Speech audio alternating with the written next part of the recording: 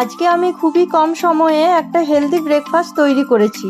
4 চামচের মতো ওটস নিয়ে এর মধ্যে একটা ডিম দিয়ে ভালোভাবে মিশিয়ে নিয়েছি। এর মধ্যে কিছুটা লিকুইড দুধ দিয়ে 5 মিনিটের মতো রেস্টে রেখে দিয়েছি। পরিমাণ মতো লবণ আর কিছু ভেজিটেবল মিশিয়েছি, তোমরা তোমাদের ইচ্ছে অনুযায়ী ভেজিটেবল দেবে। আমি এখানে green chilli, carrot, onion, capsicum এগুলোই দিয়েছি। আমি এখানে একটু হলুদ দিয়েছি। ফ্রাই প্যানে রিফাইন তেল ব্রাশ করে ওই মিশ্রণটা দিয়ে হাতার সাহায্যে গোল করে নেবে। গ্যাসের ফ্লেম লো করে ঢাকা দিয়ে আরেক পাশ উল্টে রেডি হয়ে যাবে অল্প সময়ে হেলদি ব্রেকফাস্ট। একটু সস অথবা মেয়োনিজের সাথে পরিবেশন করে নাও এই হেলদি ব্রেকফাস্টটা।